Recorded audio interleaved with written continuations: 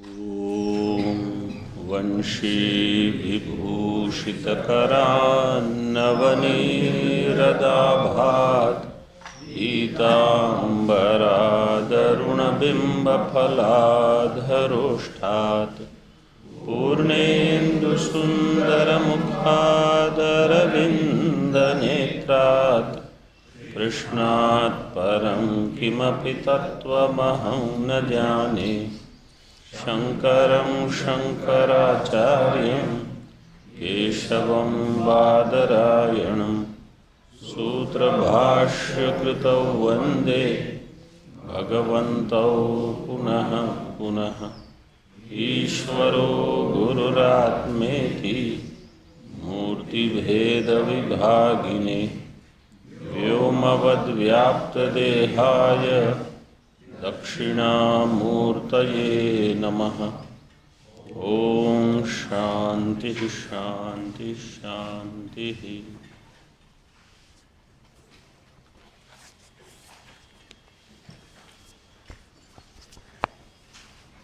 श्लोक कौन बोलेगा?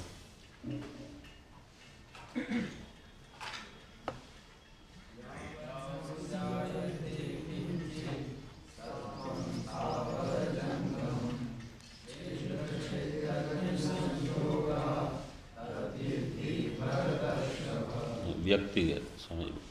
यावत्सञ्जायते किञ्चित् सत्त्वं स्थावरजङ्गमं क्षेत्रक्षेत्रज्ञसंयोगात् तद्विद्धि भरतर्षभ। अन्य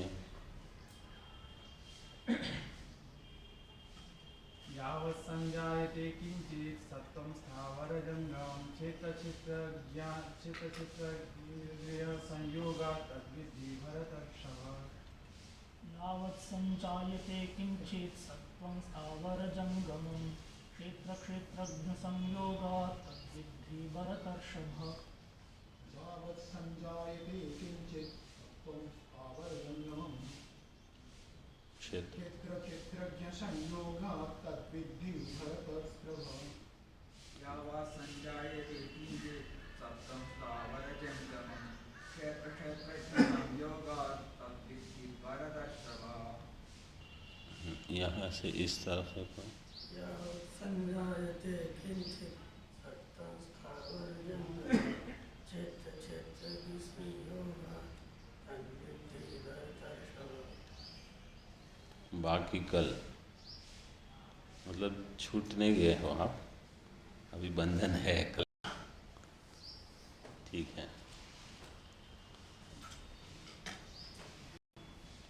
तो श्लोक का अर्थ हो गया, जो कुछ स्थावर हो चाहे जंगम हो उत्पन्न होता है, सत्व रूप से मतलब वस्तु रूप से भासमान है, वो सब क्षेत्र क्षेत्रज्ञ के संयोग से ही है। और ये मिथ्या ज्ञान है, अध्यास के लिए ही ये शब्द प्रयोग हुआ है, मिथ्या ज्ञान लक्षण। इसकी निवृत्ति कैसे होगी? यथाशास्त्र क्षेत्र क्षेत्रज्ञ का ज्ञान प्राप्त करेंगे तो इसकी निवृत्ति होगी, नहीं तो ये नहीं जाएगा। तो इसलिए क्षेत्र क्या है, क्षेत्रज्ञ क्या है, ये पहले ही बता दिया इस अध्याय में। और मुंजाद इव ईशिकाम यथोक्त लक्षणम क्षेत्रज्ञम प्रविभज्य न सत्तन्ना सदुच्यते, ये हम देख रहे थे भाष्य में। इति अनेन, यहाँ तक टीका में देखिए, मुंजेशिका न्यायेन विविच्य सर्वोपाधि विनिर्मुक्तम ब्रह्म स्वरूपेण ज्ञेयम। सर्व उपाधि विनिर्मुक्त ब्रह्म जो है स्वरूपेण ज्ञेयम। विविच्य में क्या प्रत्यय लगा है? हाँ, तो आप प्रत्यय करके ल्य प्रत्यय लगा है। सर्वोपाधि विनिर्मुक्तम ब्रह्म स्वरूपेण ज्ञेयम, आत्मस्वरूपेण इसका ज्ञान हो कि मैं ही ये समस्त उपाधि विनिर्मुक्त ब्रह्म हूँ। इस प्रकार से यो अनुभवति तस्य मिथ्या ज्ञानम अपगच्छति, उसका मिथ्या ज्ञान निवृत्त होगा। वो संबंध बताया यहाँ। अब भाष्य में देखिए वाक्य, न सत्तन्ना सदुच्यते इति अनेन निरस्त सर्वोपाधि विशेषम ज्ञेयं ब्रह्म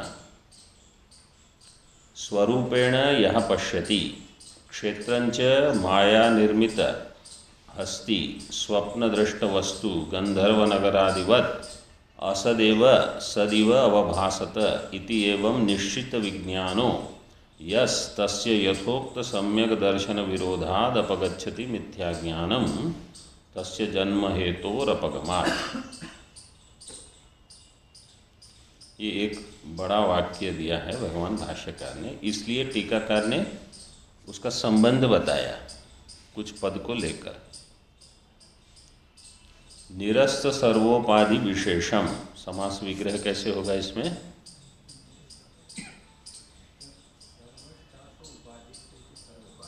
हाँ,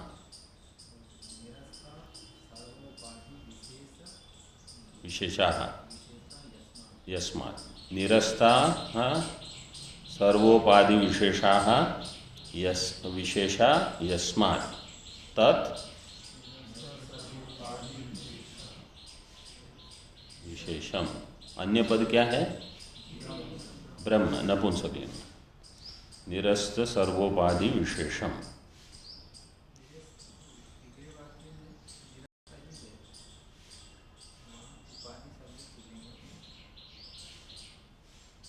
नहीं, विशेषाः है ना बहुवचन। निरस्ताः सर्व विशेष उपाधि विशेषाः, इस प्रकार से। क्योंकि एक विशेष नहीं है, अनंत विशेष हैं, सभी का निषेध होगा अहम में से, वह ब्रह्म, इस प्रकार से ज्ञान हो। निर्विशेष ब्रह्म जिसको हम कहते हैं उसकी सिद्धि कर रहे हैं। ज्ञेयं ब्रह्म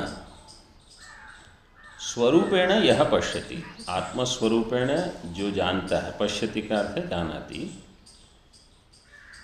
क्षेत्रंच माया निर्मित, अच्छा इसमें अगर आपको पदच्छेद करना है, माया निर्मित हस्ति ये एक है, फिर स्वप्न दृष्ट वस्तु ये द्वितीय, और गंधर्व नगरादिवत ये तृतीय। माया निर्मित हस्ति, माया से यहाँ क्या लेंगे? जादूगर। माया मतलब मायावी जो होता है उसके द्वारा रचा हुआ जो हाथी है वो असत है एक। स्वप्न दृष्ट वस्तु, स्वप्न में जो देखी जाती है वो वस्तु वो भी असत है। असत का अर्थ है मिथ्या, यहाँ न सत इति असत। और गंधर्व नगर वो भी। अब देखिए भगवान भाष्यकार, इन्होंने गौड़ पादाचार्य जी का श्लोक यहाँ दे दिया। ये वैतथ्य प्रकरण का 31वां जो श्लोक है, स्वप्न माये यथा दृष्टे गंधर्व नगरम, हाँ कोई बोल रहा है श्लोक,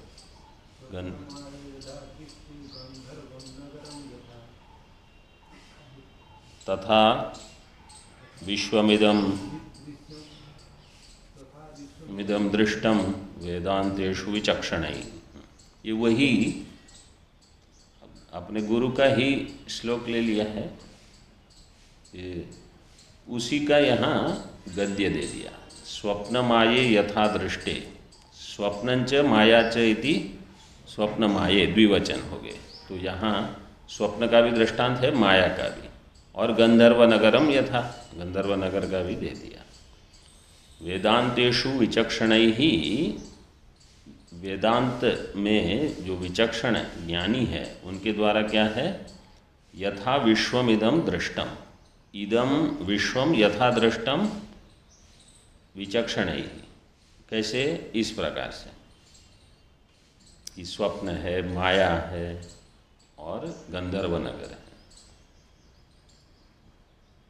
असदेव सद इव अवभासते इति, ये है मिथ्या लेकिन सद जैसा भासता है, ऐसा लगता है कि ये वास्तविक है। इति एवं निश्चित विज्ञान, विज्ञान शब्द कैसा है? नपुंसकलिंग में चलता है, ठीक है। यहाँ कैसे किस में दिया है, कैसे? हाँ, किसको बद क्या है समास विग्रह? यस्य। अभी क्या उसका क्या निश्चित विज्ञान है? निश्चित विज्ञान हो गया।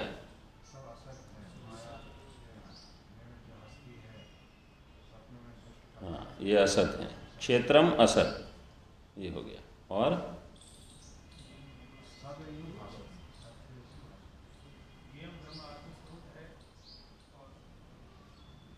पूर्व भाग जो पूर्व में है वो भी उसका ज्ञान है। क्षेत्रज्ञम ज्ञेयम ब्रह्म स्वरूपेण यह पश्यति, एक।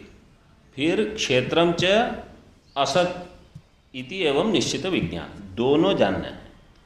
क्षेत्र, क्योंकि वाक्य इतना बड़ा है ना, तो पूरे से अन्वय, क्षेत्रज्ञ मैं हूँ ब्रह्म और क्षेत्र असत है, दोनों का जिसको निश्चित विज्ञान है वह उसकी संज्ञा हो गई निश्चित विज्ञान। अब प्रश्न ये होगा कि क्षेत्र असत है, वो इस अध्याय में कहीं आया? क्षेत्रज्ञ ब्रह्म है वो तो बता दिया, क्षेत्र क्या है वो बताया। क्षेत्र मिथ्या है, यहाँ भाष्य में ये पंक्ति आ गई, लेकिन श्लोक में कहीं आया है ऐसा? मतलब हमारा विचार यही होना चाहिए कि इसमें कहीं मतलब विचार पहले भगवान के द्वारा बताया गया है, उसको लेकर यहाँ भगवान भाष्यकार ने कहा है कि कहीं अन्य गीता में ही किसी अन्य अध्याय में कुछ कहा है, उसको लेकर ये कहा है। मतलब हर प्रकार से विचार हमको करना है। इस अध्याय में तो कुछ स्मरण नहीं हो रहा है कि क्षेत्र का मिथ्यात्व, क्योंकि 2 श्लोक में क्षेत्र बताया, उसके बाद तो ज्ञान के साधन आए, उसके बाद क्षेत्रज्ञ का विषय आया, फिर पुरुष प्रकृति, वहाँ तो कहीं नहीं है। फिर क्षेत्र मिथ्या है, ये हम कैसे निश्चय करेंगे? मतलब एक, जैसे आपको भी विचार करना है, हम भी विचार ही कर रहे थे कि ऐसे कैसे लिखा है। तो द्वितीय अध्याय में जैसे भगवान ने कहा नासतो विद्यते भावो ना भावो विद्यते सतः, तो जो असत है उसका भाव नहीं है और जो सत है उसका अभाव नहीं। तो यहाँ असत दिया है क्षेत्र को, तो जो असत है उसका वो भाव रूप पदार्थ नहीं है, मतलब कहीं ना कहीं उसका अभाव हो जाएगा। तो इस बल पर हम कह सकते हैं कि क्षेत्र मिथ्या है। ये एक प्रमाण मिल सकता है गीता में। 9वें अध्याय में जब भगवान ने कहा मया ततमिदं सर्वं जगदव्यक्त मूर्तिना मत्स्थानि सर्वभूतानि न चाहम तेष्वस्थितः न च मत्स्थानि भूतानि, ये भूत मुझ में नहीं है, भास रहे हैं। तो ऐसे ही है जैसे असद होने पर भी सत इव अवभासते। लेकिन आप लोग भी अगर कुछ स्मरण होता है तो कल बता सकते हैं, लेकिन ऐसे विचार करने से विचार दृढ़ हो जाता है। उपनिषद से तो प्रमाण मिल ही जाएगा। उपनिषद से कहाँ से प्रमाण मिलेगा क्षेत्र मिथ्या है इसका? मतलब अनात्म मिथ्या है, ये कहाँ से मिलेगा प्रमाण? अच्छा, कल ढूंढ के लाना, ठीक है? कल नहीं तो छुट्टी के बाद तक 1-2 दिन में कुछ तो थोड़ा देखना। आगे जो वाक्य है निश्चित विज्ञानो यस तस्य यथोक्त सम्यक दर्शन विरोधात् अपगच्छति मिथ्या ज्ञानम, इसका अन्वय कैसे करेंगे? निश्चित विज्ञान यह, फिर तस्य तस्य पुरुषस्य, ठीक है। पुरुषस्य मिथ्या ज्ञानम अपगच्छति, टीका में ऐसे ही दिया, यो अनुभवति तस्य मिथ्या ज्ञानम अपगच्छति इति संबंध। और मिथ्या ज्ञान निवृत्त हो जाएगा, अपगच्छति, इसमें हेतु क्या है? यथोक्त सम्यक दर्शन विरोधात्। यथोक्त सम्यक दर्शन विरोध किसके साथ है? मिथ्या ज्ञान के साथ। तो सम्यक दर्शन हो गया कि मैं क्षेत्रज्ञ ब्रह्म हूँ, निरस्त सर्वोपाधि विशेष, और जो क्षेत्र है वो असत है। इस प्रकार से सम्यक दर्शन जिसको हुआ है वह मिथ्या ज्ञान का विरोधी होने से उसका मिथ्या ज्ञान निवृत्त हो जाएगा। आगे देखिए टीका में, कथम अस्य निर्विशेषत्वं क्षेत्रज्ञस्य सविशेषत्व हेतोः सत्वात्। ये पूर्व पक्ष की शंका है। आप ये कैसे कहोगे कि क्षेत्रज्ञ जो है वो निर्विशेष है? क्योंकि क्षेत्र है, क्षेत्रज्ञ का विशेषण बनने के लिए क्षेत्र है। अस्य क्षेत्रज्ञस्य निर्विशेषत्वं कथम, क्यों? सविशेषत्व हेतु हो सत्वात्। सविशेषत्व हेतु क्या है? क्षेत्र। तो भाष्य में कह दिया क्षेत्र असत है। बहुदृष्टान्तोक्तेर बहुविधत्वं क्षेत्रस्य द्योत्यते। 3 दृष्टांत जो दिए, माया निर्मित हस्ति, स्वप्न दृष्ट वस्तु, ये किस लिए है? बहुविधत्वं क्षेत्रस्य, क्षेत्र भी अनेक प्रकार का है, इसलिए भिन्न भिन्न दृष्टांत दे दिए। उक्त मिथ्या ज्ञानात् मिथ्या उक्त ज्ञानान् मिथ्या ज्ञानापगमे हेतु आह। उस ज्ञान के द्वारा मिथ्या ज्ञान की निवृत्ति में हेतु दे रहे हैं, यथोक्त सम्यक दर्शन विरोधात्। यहाँ ये एक वाक्य पूरा हो गया। अब प्रश्न है, तथापि कथम पुरुषार्थ सिद्धि ही कालांतरे तुल्य जातीय मिथ्या ज्ञानोदय संभवात् इत्याशंक्य आह। कथम पुरुषार्थ सिद्धि, पुरुषार्थ से यहाँ लेंगे मोक्ष। मोक्ष कैसे सिद्ध हो गया? ज्ञान से अज्ञान की निवृत्ति हुई तो मोक्ष हो गया, ये पूर्व पक्ष कह रहा है।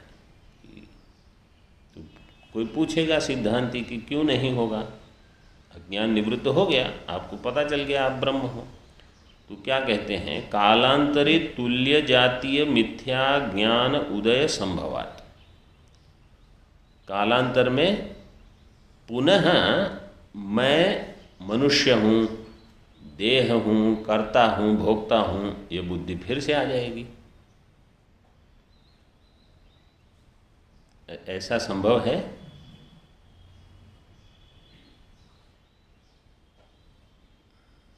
क्यों संभव नहीं है? हम जब पाठ में पढ़ते हैं तो ऐसा लगता है कि मैं ब्रह्म हूँ, फिर जाते हैं, फिर थोड़े समय में क्या बुद्धि बनती है? और अगर समय पे घंटी नहीं बजी तो मतलब भोजन की, तब देखो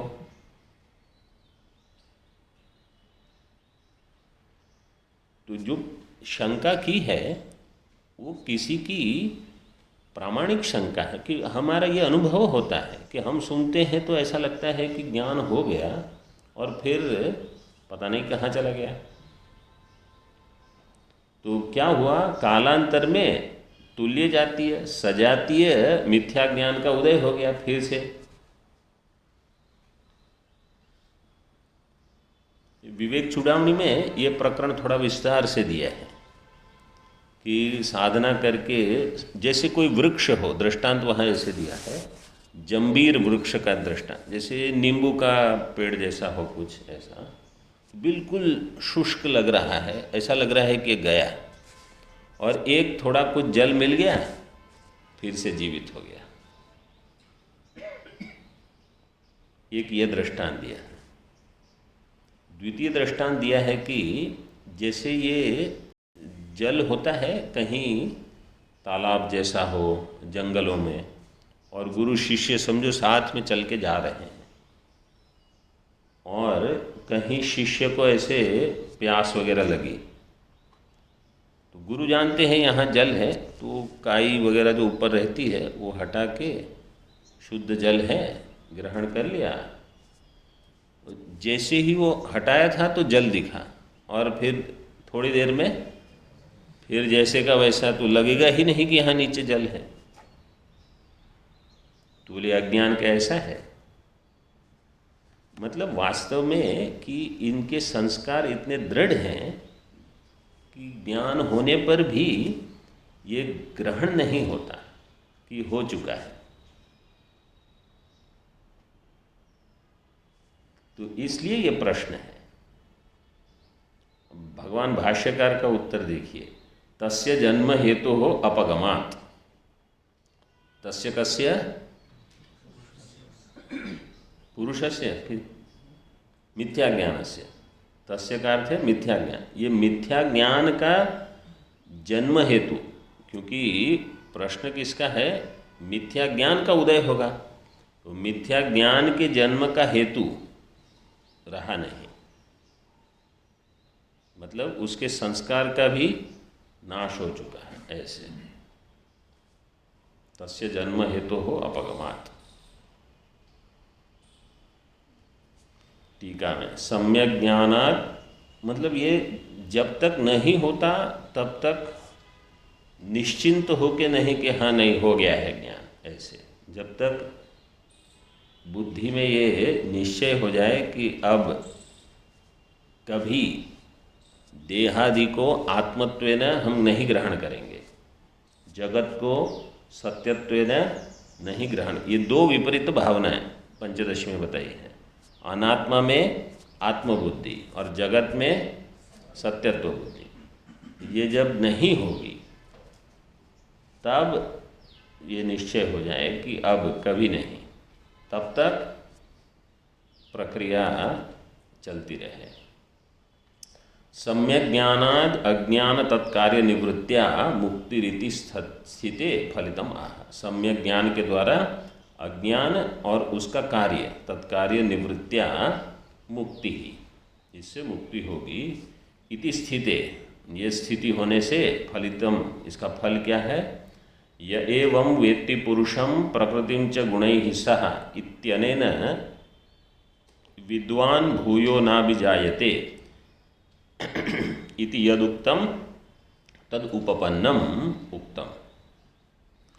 इस प्रकार से जो पूर्व श्लोक में 23वें श्लोक में कहा था, यह एवं वेत्ति पुरुषम प्रकृतिं च गुणैः सह सर्वथा वर्तमानोपि न स भूयो भिजायते इति अनेन विद्वान भूयो न अभिजाय। अब उनका पुनर्जन्म नहीं होगा। इति यद उक्तम तद उपपन्नम उक्तम। ये जन्म हेतु हो पुरुषों में भी ले सकते हैं, क्योंकि इस उद्धरण के साथ अगर उसका संबंध करना है तो जन्म का हेतु क्या है? अविद्या। अविद्या उसके संस्कार का नाश होने से न भूयः अभिजायते, ये उपपन्न हो गया। श्लोक बोल लीजिए।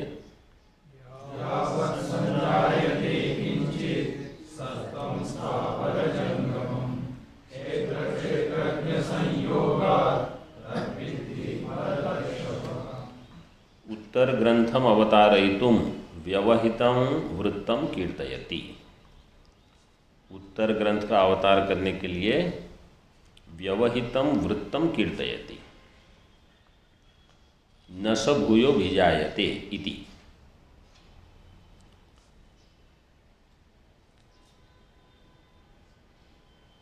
यावत् संजायते किंचित, जो पूर्व श्लोक है 26वां, अगर उस श्लोक का उद्धरण देते तो वृत्तम कहा जाता, कीर्तयति कहा जाता, व्यवहितम नहीं कहा जाता, क्योंकि जो 26वां श्लोक होगा वो क्या होगा? अव्यवहितम होगा। 23वां श्लोक इसलिए थोड़े श्लोक के पहले जो श्लोक बताया है, इसलिए इसको व्यवहितेन संबंध है। न सो भूयो विजायते इति सम्यक दर्शन फलम अविद्यादि संसार बीज निवृत्ति द्वारेण जन्माभाव उक्ता है। सम्यक दर्शन का फल क्या है? अविद्यादि संसार बीज निवृत्ति के द्वारा जन्म का अभाव, ये फल है। ज्ञान का फल ये है। ये भी उपदेश साहस्री में एक श्लोक है जो पंचदशी में भी दिया है। देहात्म ज्ञानवद ज्ञानम देहात्म ज्ञान बाधकम आत्मन्येव भवेत् यस्य स नेच्छनपि मुच्यते। ये श्लोक वास्तव में उपदेश साहस्री का है, लेकिन पंचदशी में उद्धृत होने से प्रसिद्ध पंचदशी लोग यही जानते हैं कि ये पंचदशी का श्लोक है। देहात्म ज्ञानवत्, केवल इतना लिख लीजिए, फिर आप चतुर्थ अध्याय में है ये शायद, नहीं देख लेना। देहात्म ज्ञानवत् ज्ञानम, जैसे अज्ञान काल में अहम देह है, ये कितना निश्चय वाला ज्ञान होता है, बिल्कुल स्थिर है, कभी इसमें भ्रांति नहीं होती। मैं देह हूँ, ये बिल्कुल हम निष्ठ रहते हैं। ऐसा ही ज्ञान जिसका हो जाए कि मैं ब्रह्म हूँ, इतना ही स्थिर है। और यह ज्ञान देहात्म ज्ञान बाधकम, देहात्म ज्ञान का ये बाधक ज्ञान है, अहम ब्रह्म ज्ञान। आत्मनि एव भवेद् यस्य, यस्य आत्मनि एव देहात्म ज्ञान बाधकम भवेत्।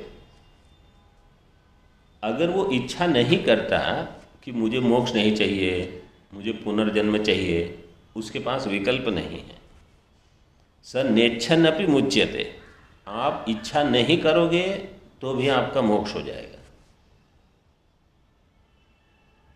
तो इसलिए यहाँ जो दिया, संसार बीज निवृत्ति द्वारेण जन्माभाव उक्ता है। टीका में अविद्या अनादि अनिर्वाच्यम अज्ञानम, अविद्या अनाद्य निर्वाच्यम अज्ञानम मिथ्या ज्ञानम तत्संस्कारश्च आदि शब्दार्थ है। अविद्यादि दिया है, उसके संस्कार। अविद्या के संस्कार मतलब काम, कर्म अथवा अस्मिता, राग, द्वेष, अभिनिवेश, ये सब आप गिन सकते हो। व्यवहितम अनुद्य अव्यवहितम अनुवदति, व्यवहित के साथ संबंध पहले बता दिया, अब अव्यवहित के साथ संबंध बताते हैं। अव्यवहितम अनुवदति। जन्म कारणं च अविद्या निमित्तकः क्षेत्र क्षेत्रज्ञ संयोग उक्तः। जन्म का कारण क्या है? अविद्या निमित्तकः क्षेत्र क्षेत्रज्ञ संयोगः। अविद्या निमित्तकः बहुव्रीहि समास कैसे करेंगे? अविद्या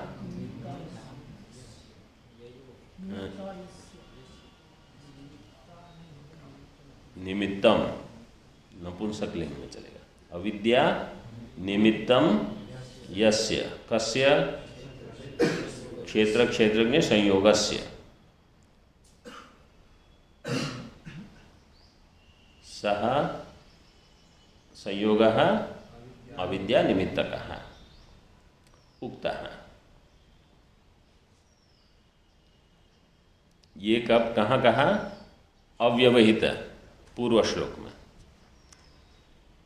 व्यवधाना व्यवधानाभ्याम सर्वानर्थमूलत्वाद् अज्ञानस्य तन्निवर्तकं सम्यक् ज्ञानं वक्तव्यमित्याह।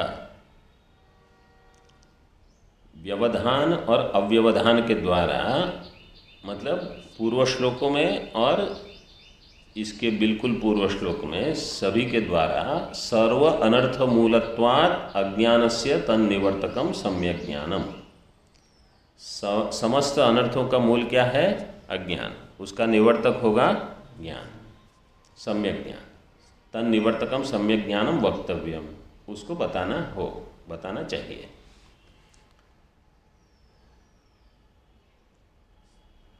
अतस्तस्या अविद्यायाः निवर्तकम सम्यक दर्शनम। अब कोई देखिए टीका में क्या कहते हैं, तस्य असकृत उक्तत्वात् तद उक्तार्थ प्रवृत्तिर्वृथा इत्याशंक्य अति सूक्ष्म। शंका देखो क्या है, ये कितनी बार बताया है सम्यक ज्ञान इस गीता में, तस्य असकृत उक्तत्वात्, इतनी बार तो सुना हमने, अब फिर से क्यों बता रहे हो। उक्तार्थ प्रवृत्तिर्वृथा, ये इसके कथन के लिए जो प्रवृत्ति आपकी होगी वो कैसी होगी, व्यर्थ होगी। अब भगवान भाष्यकार देखो क्या कहते, इतिहास के अति सूक्ष्मार्थस्य शब्द भेदेन पुनः पुनर्वचनम अधिकारी भेद अनुग्रहाय इति मत्वा। ये ज्ञान कैसा है, अति सूक्ष्म है। अति सूक्ष्मार्थस्य शब्द भेदेन, अति सूक्ष्म कैसे है, अब जो इतने समय से साधन कर रहे हैं वो तो जानते ही हैं। कोई भी पदार्थ देखने से अब ये असत है ये बुद्धि बनती है। अभी जबकि हमने सुना कि ये कैसा है, माया हस्ती स्वप्न नगर गंधर्व, कहाँ ऐसी बुद्धि बनती नहीं। ये पूर्व संस्कार इतने दृढ़ हैं कि पुनः देख, जैसे ही पदार्थ ग्रहण होता है तो अस्थि रूप से ही ग्रहण हो जाता है, और हमको ये नहीं बुद्धि बनती कि अच्छा इसमें जो अस्थि है वो क्षेत्रज्ञ का है, वास्तव में ये मिथ्या है, केवल आभास मात्र है, ये बुद्धि नहीं होती। जो कहते हैं कि हम पहली या दूसरी बार अध्ययन कर रहे हैं, उनको तो कैमुति का न्याय से उनका तो क्या कहना, जो इतने सालों से जन्मों से अध्ययन कोई तो करता होगा, तो भी संस्कार दृढ़ हैं ये। तो इसलिए जब भगवान कहते हैं कि फिर से हम बताएंगे तो ठीक ही है, उसमें कोई कुछ गलत नहीं है। मतलब ये हमें अपने ज्ञान की ही ऐसे परीक्षा करते रहना है कि क्या कुछ संस्कार हुआ है। कभी कभी कोई कहते हैं ना, जैसे महाराज जी बताते हैं, अरे हमने सुन लिया लेकिन उसका फल प्राप्त हुआ। जब तक फल प्राप्त न हो तब तक श्रवण पूरा नहीं हुआ है, तो करते रहना है। और दूसरा क्या है, देखिए वही टीका में दिया, अति सूक्ष्मार्थस्य शब्द भेदेन पुनः पुनर्वचन, वही के वही शब्द नहीं देते हैं, शब्द भेद पूर्वक, मतलब एक प्रकार से बताया, अभी अन्य प्रकार से बताते हैं, अन्य प्रकार से बताते हैं। तो कभी क्या होता है कि जो कुछ पहले ग्रहण नहीं हुआ था वो अन्य प्रकार से ग्रहण हो जाता है। जैसे हम इतने उपनिषद पढ़ते हैं, तो कोई अगर पूछेगा ईशावास्य उपनिषद का विषय क्या है, क्या विषय है, जीव ब्रह्म ऐक्य। फिर पूछेगा कि अच्छा केनोपनिषद का विषय क्या है, तो क्या करो, वेदांत का ग्रंथ है तो अनुबंध चतुष्टय वही होगा, वो थोड़ी बदलेगा। तो विषय वही है, लेकिन प्रक्रिया अलग है, मंत्र अलग है, तो अलग प्रकार से बताते हैं। तो विषय नहीं बदलता, लेकिन फिर भी अलग प्रकार से ज्ञान कराने का वहाँ सामर्थ्य है उन मंत्रों में। और फिर उस पर भाष्य में कुछ विशेष चीज़ खुल जाती हैं। ये जो ग्रंथियाँ हैं ना, विद्यते हृदय ग्रंथि कहते हैं, तो ग्रंथियाँ अनेक हैं वास्तव में। तो कहीं कुछ कट जाएगी, कहीं कुछ कट जाएगी। और अनात्मा को पकड़ के रखने की ये बहुत पुराने संस्कार हैं हमारे, कि ये अनात्मा कहीं छूटे नहीं हमसे। तो इसकी कोई क्या मतलब, वास्तव में विवेक से विचार करें तो अनात्मा से क्या पूर्ति होती है, कुछ नहीं। लेकिन हम उसका छोड़ने को मतलब अभी सामर्थ्य नहीं बनता हमारा। जब कहते हैं त्यागे नहीं के अमृतत्व, तो किसका त्याग करना है? वहाँ तो कहा कर्म प्रजा धन। कर्म प्रजा धन मतलब समस्त अनात्मा, उपलक्षण लेके। उसका त्याग करने का सामर्थ्य जब बुद्धि में आ जाए, तो जब तक नहीं हो तब तक पुनः पुनर्वचनम। अधिकारी भेद अनुग्रहाय, अधिकारी भेद को लेकर अनुग्रह करते। उत्तम अधिकारी को समझो ज्ञान हो भी गया तो वो तो आनंद से पढ़ेंगे, क्योंकि उनको पता है कि अब जो विवरण चल रहा है वो हमारा ही स्वरूप है, हमारी ही गाथा है। इति मत्वाह उक्तमपि पुनः शब्दांतरेण उच्यते। पहले बता दिया है, फिर भी शब्दांतर से बताते हैं। समं सर्वेषु भूतेषु तिष्ठन्तं परमेश्वरं विनश्यत्स्व विनश्यन्तं यः पश्यति स पश्यति।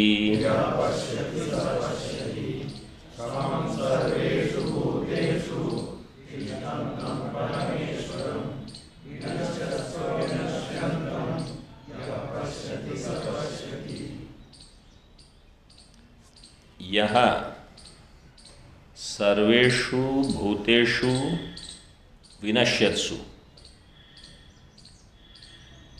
समं तिष्ठन्तं अविनश्यन्तं परमेश्वरं पश्यति सः पश्यति। यह किं पश्यति? सर्वेषु भूतेषु विनश्यत्सु। समस्त भूत कैसे हैं? विनाशी है। विनश्यत्सु सर्वेषु भूतेषु। और परमेश्वर कैसे हैं?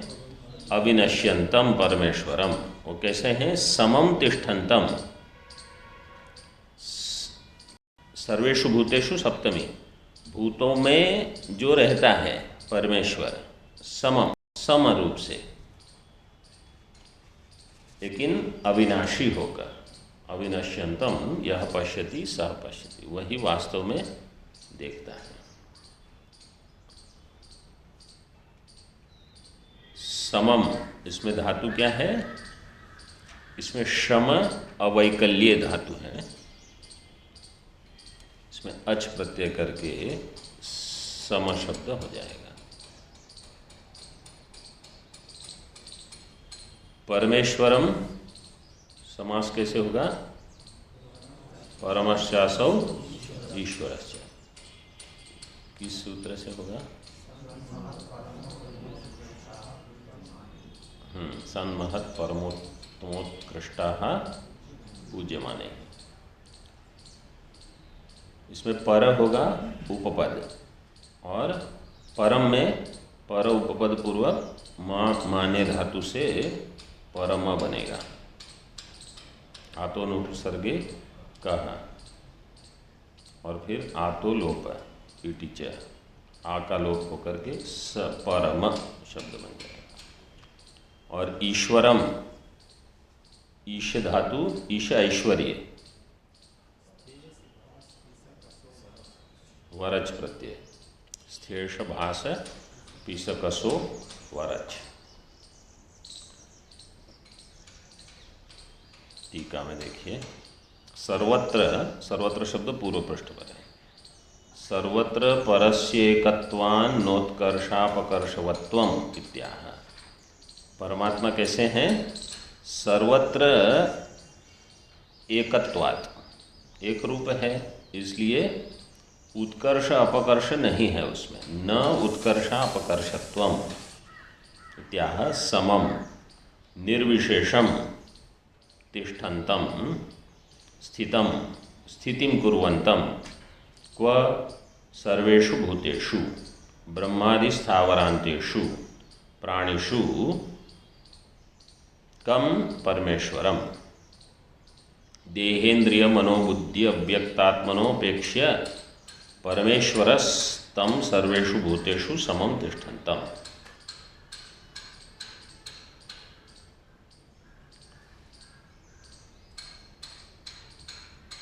इसमें पाठ है आपका ऐसे ही है ना? अव्यक्तात्मनो अपेक्ष्य, फिर भाष्य में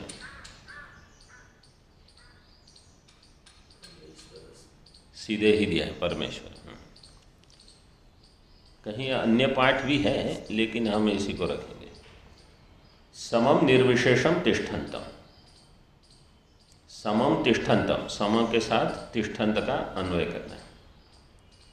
निर्विशेषम स्थितिम कुर्वन्तम, रहता हुआ, को कहाँ रहता है? सर्वेषु भूतेषु, सर्वभूत से लेकर ब्रह्मादि स्थावरांतेषु प्राणेषु। ब्रह्मा जी से लेकर स्थावर,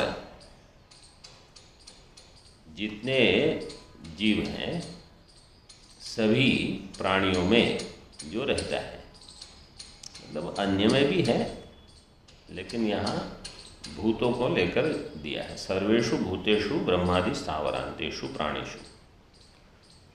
कम पश्यति, इसके साथ अन्वय करेंगे। परमेश्वरम, क्या है परमेश्वर? देहेंद्रिय, टीका में देखिए, परमत्वम ईश्वरत्वम च उपपादयति। परमत्व और ईश्वरत्व, देहेंद्रिय मनोबुद्धि, इसलिए वो जो दूसरा पाठ है, क्योंकि ये जो टीका की पंक्ति है परमत्वम ईश्वरत्वम च उपपादयति, वो उस हिसाब से लग जाएगा शायद। महाराज जी ने ऐसे बताया था, लेकिन ठीक है अभी मैं देख के बता दूंगा। देहेंद्रिय मनोबुद्धि अव्यक्तात्मनो अपेक्षा, देह, इंद्रिय, मन, बुद्धि, अव्यक्त, और आत्मा शब्द से यहाँ टीका में दिया है आत्मा जीवा, तम इत्यादि ना अन्वयोक्ति। इन सब की अपेक्षा से जो परम है, देह, इंद्रिय, मनोबुद्धि, अव्यक्त प्रकृति, और जीव, जीव से चिदाभास ले लीजिए, इन सब से जो परम है वो ऐसा ईश्वर, सबका नियंता।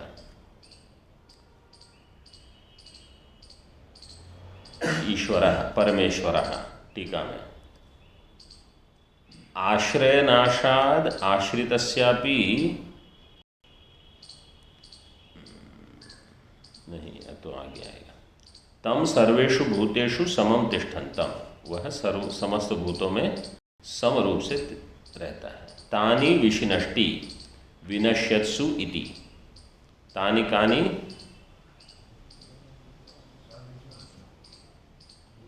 क्या कहा आपने? हाँ ठीक उत्तर दिया, किसने दिया? तानि कानि सर्वाणि भूतानि विशिनष्टि, उनको बताते हैं विनश्यत्सु। अब देखिए टीका में, आश्रय नाशात आश्रितस्यापि नाशम आशंक्या। आश्रय कौन है यहाँ? सर्वभूत आश्रय है। आश्रित कौन हुआ? परमेश्वर, परमात्मा आश्रित है ऐसा लग रहा है ये श्लोक, क्योंकि सप्तमी में जो है वो आश्रय हो गया और उसमें आश्रित है परमात्मा, इसलिए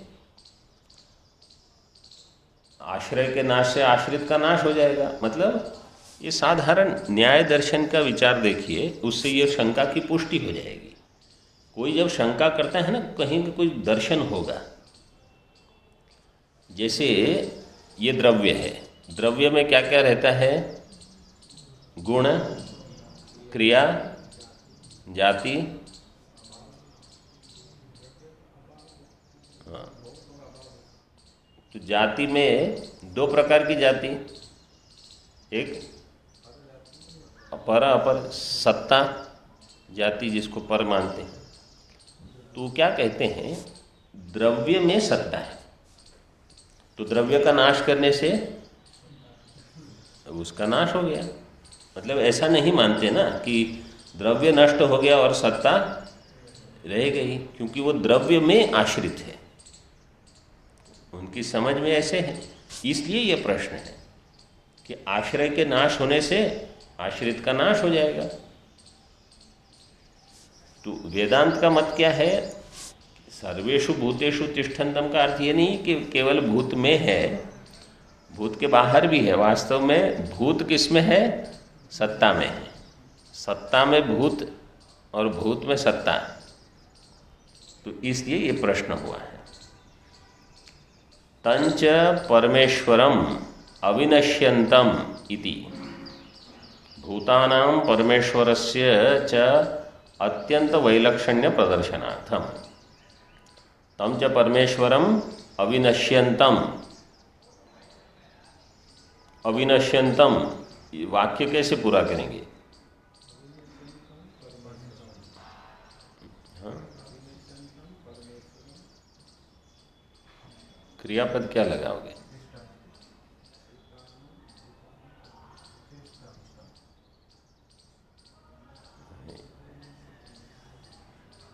पश्यति। तम च परमेश्वरम अविनश्यन्तम पश्यति। भूतों को जो विनाशी जानता है, परमात्मा को जो अविनाशी जानता है, वही वास्तव में जानता है, ये कहने का प्रयोजन है। तो तंच परमेश्वरम अविनश्यन्तम पश्यति, इस प्रकार से इसका अन्वय हो जाएगा। इति भूतानां परमेश्वरस्य च अत्यंत वैलक्षण्य प्रदर्शनार्थ, भूतों का और परमेश्वर का अत्यंत वैलक्षण्य दिखाते हैं। जो पूर्व में कहा वो कैसे विलक्षण है, तम प्रकाशवत जो हमने कहा वही यहाँ कह दिए कि इनका अत्यंत विलक्षण है। एक विनाशी है और एक अविनाशी, मतलब मैं अविनाशी हूँ और ये जो शरीर आदि देह इंद्रिय मनोबुद्धि अव्यक्त आदि विनाशी। ओम पूर्णमदः पूर्णमिदं पूर्णात् पूर्णमुदच्यते पूर्णस्य पूर्णमादाय